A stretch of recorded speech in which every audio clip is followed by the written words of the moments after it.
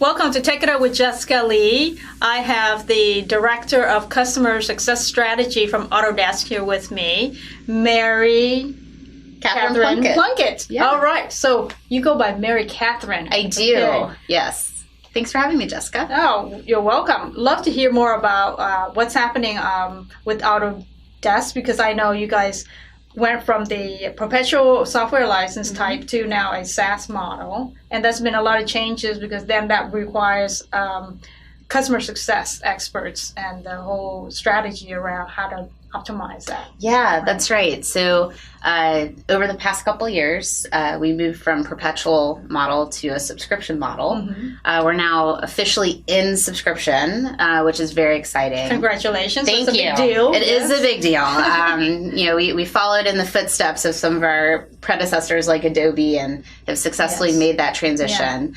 And as we've done that, one of the things we've realized is the importance of adoption and retention to our business as we moved into that recurring model of subscription. Right. So one of the big investments that we're making at Autodesk is around customer success. So you have 1,000 customer success folks in the organization, but you're in this team of 30 that really looks at strategy. Correct. Right? So share with us what your mission is and how you're going to achieve that. Yeah, so our customer success organization, we've got 1,000 people.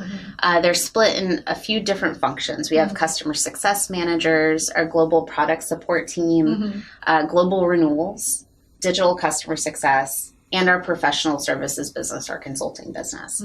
So my team in the strategy group, we have data and analytics, also communications, because one of the things with such a big organization that's evolving and changing is we want to make sure that we're able to take that vision and really cascade it down to the broader organization. So my team is responsible for looking at our overall strategy at Autodesk and how does that translate into what we're doing within the customer success organization. Okay. You have millions of users, right? You have millions of users.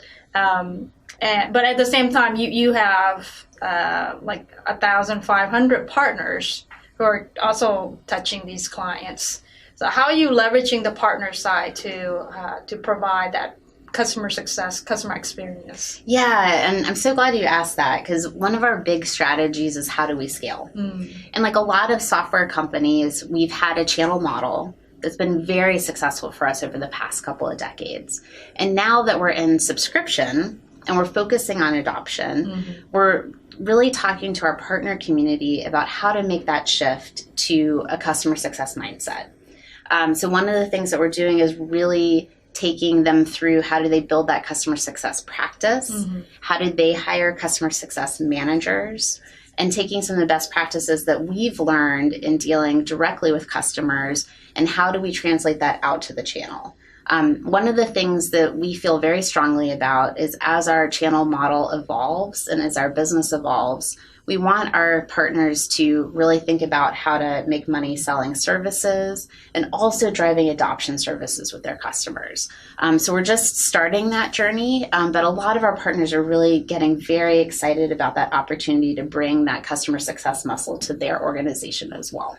So how do you do that? How do you take the telemetry, the data that you actually are getting, and then somehow sharing that with the partners and enabling them to do the success part? We have one tool that we give them, which is our customer lifecycle dashboard. Okay. And what this is it's a way that they can see all of their customers that they have on subscription and how are they tracking through their lifecycle.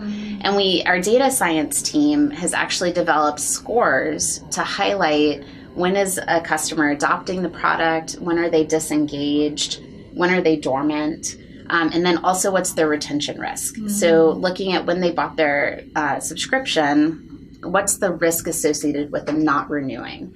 And our partners are able to go in, look at that information, and it helps them really prioritize which customers to reach out to. So do they want to target their big customers who have subscription renewals coming up that quarter?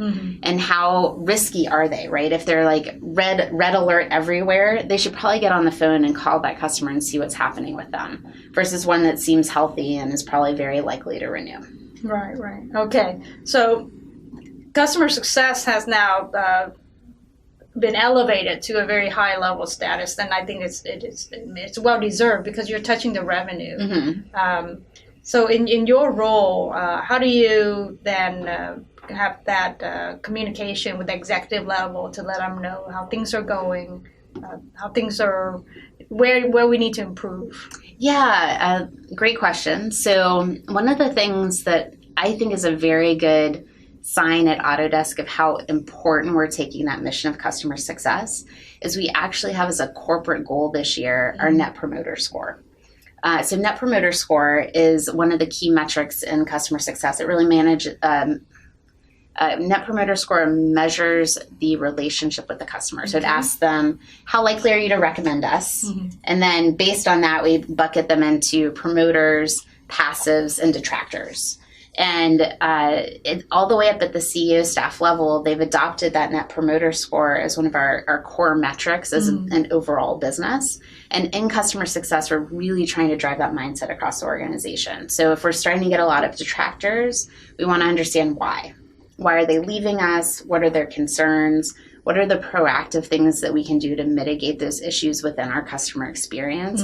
And really getting the whole company behind it. Because one of the things that we find is to be successful at customer success, you can't just do it alone. Like just because our department has that in the title, we actually need the entire company behind us, and really having that kind of everyone rowing in the same direction and focusing on getting our customers to those outcomes together. Okay. And what are the challenges that you face then? So I'd say it's a new muscle.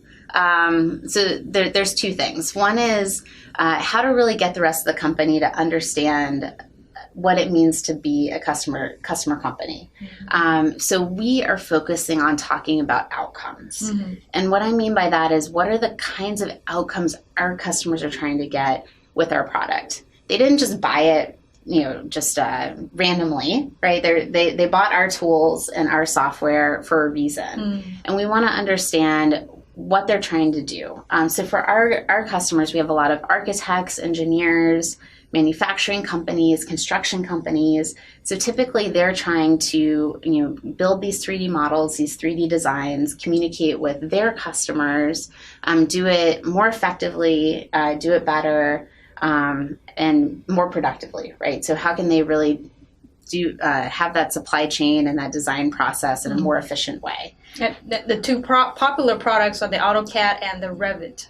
Yes, so we have probably 100 products in our portfolio, and we're increasingly focused on how to build workflows across our products so that customers could actually start a conceptual design, take it into more of the detailed design and documentation, actually have subcontractors working on different parts of a building, for example, and doing that both with desktop solutions and up in the cloud. So we really encourage that collaboration across the design ecosystem on a project or across the manufacturing supply chain. And that, in order to really get customers to adopt our products more, that's where we want to focus on outcomes. So we really want to understand, how are they using our products? What are they trying to get out of it? What are some of the quantitative ways that we can measure that they're actually being more productive and share that back with them? So when it's time for renewal and they're deciding, do I spend more money with you guys? Do I spend money on some other tool? They decide that they really want to grow that relationship with us. Great. Now, I know on the enterprise side, you're doing very well, like 99% retention, right? Yeah. That is one of our key success stories. Right. Okay. So on the SMB side, there's room for improvement on that front. How are you addressing the SMB side? Yeah, so I want to talk a little bit about why we are doing so well in enterprise, because that comes back to some of the things we're trying to do in our SMB space. So with our enterprise customers, we have more of a high-touch customer success approach. Okay. So with all of those accounts, we have a documented customer success plan with the customer. Okay. So we're laying out what are their core initiatives, what are the outcomes they're trying to get, and then working with them on a documented plan on how to achieve that. And that's something that we do with our customer success managers, our support team, as well as our consulting team. Now, when it gets down to the SMB space, that model is not going to scale. It's too expensive for us to put that same level of resource to that segment of the business. And that's very typical with a lot of companies. Yeah. Enterprise and SMB, yes. Yeah, SMB is a whole challenge. So to do that, we're using our partner community, trying to take some of those best practices from our high touch space and teach them how to do that with our SMB customers. And then we're also using digital. So one of the things that we're very focused on is how to create that digital experience for a customer that maybe in the high touch space, we might have a support expert coming in and talking to them about a particular tool and a workflow that they're trying to optimize. And then when you get down in the SMB space, there's a digital asset or a self-service option that they could go get similar content, but not with a human. So it becomes more cost-effective and scalable a lot more for us. Self-serve content. Yes. And our customers are really asking for that. It's the same with any industry, really. They want to, on demand all the time, 24/7. They don't necessarily want to wait a month for that webinar to come up. So we're really exploring ways to provide more of that self-service online experience for them. Okay, wonderful. Well, I can see you're very passionate about the whole customer service, customer success conversation. So that's great. And it's been a pleasure to have you here to share what's happening at Autodesk. Great. Thank you so much. Any particular initiative that you want to conquer this year? So wearing my strategy hat, one of the things that we're very focused on is our foundational data and analytics. So you talked about telemetry earlier in the conversation, and there's still a ton of opportunity for us to really get that data right so that we know what's driving retention, right? If we can get to a place where we understand our customers and our customer behavior, and that we're able to really figure out what outcomes they're driving towards and build predictive models around that, or even just serve up data to our customer success managers so they know what kind of conversation to have.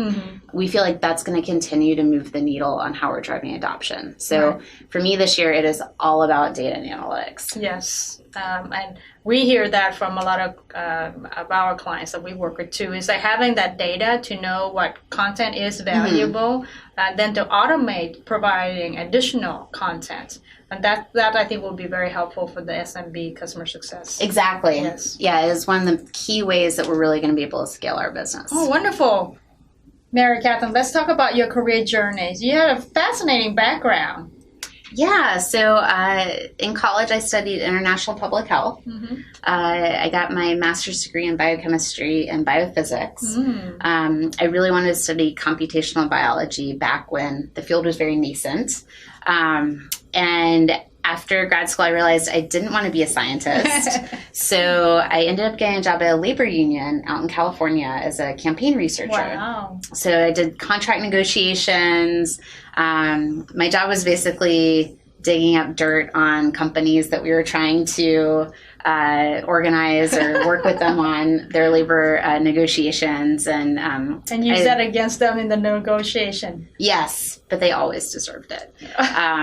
And I did a lot of lobbying up in Sacramento. And then I had an opportunity to join a management consulting firm focused on sales management. So I had a lot of high tech and biotech clients, Bay Area, West Coast, did a lot of work around sales strategy and go-to-market. And then 8 years ago, I had the opportunity to join Autodesk. So I worked in our channel organization, built up some analytics practices, also ran our channel programs. And then last year when we formed our customer success organization, I joined the leadership team as to lead up our strategy practice. Okay, that's great. I think it's fascinating. But I mean, it is relevant doing the contract negotiation and consulting to then join Autodesk, right? Yeah, and consulting gave me an amazing skill set of just how to think through problems. Actually, science did as well. So it's really, I feel like those critical thinking skills, you can translate to any job. Right. So even though I've changed careers and industries a lot over my career, it's really comes back down to how do you solve problems and then how do you actually go implement that solution. And you've been at Autodesk for 8 years, which is quite a long time. In the Valley, people jump every 2 years, it seems. But that means that the company must have a very great culture that you like. Tell us about that. Yeah, Autodesk is a really nice place to work, and we're on the top list of great companies to work for. One of the things that I'm very excited about that's a new initiative at the company is our focus on culture. Mm-hmm. So we've been talking a lot about the kind of culture that we want to have, being very intentional in how we think about the topics of diversity and inclusion, and really trying to up our game about the kind of ways that we're engaging our employees. And to me, especially as a woman in technology, that kind of commitment is so important. It just makes the difference on why someone chooses to stay at a company or starts to look elsewhere. Mm-hmm, mm-hmm. And talk about diversity and inclusion, because I think that's a very hot topic. How's the company on that front? Yeah, so we have a lot of different initiatives at the company to really try to emphasize that. So, for example, we've got a Women in Leadership Forum that's very active. We have an Office of Diversity and Inclusion that's really shining a light on some of our key metrics on, what does our gender balance look like? How are we doing in terms of ethnicity? And really trying to make that a more intentional conversation within the company. So how is the company? Yeah, so great question. What are the numbers? So I'd have to go to the report to get you the exact numbers. But if you look at our CEO staff, we have almost half of the staff is women, and then within customer success, half of our leadership team is women. So there's always room for improvement, but I feel like we're really trying to make that effort of giving women, and especially women leaders within the company, a real opportunity to shine. Okay, good. I'm glad to hear that. Yeah, me too. I'm going to stay there for a while. All right. So. Yeah. So it's been a great conversation. Thanks for coming on the show and sharing your thoughts with us and telling us more about the customer success function at Autodesk and how the company is doing. Yeah, thank you so much for having me. And thank you for watching. Tech It Up with Jessica Lee, Mary Catherine Plunkett from Autodesk.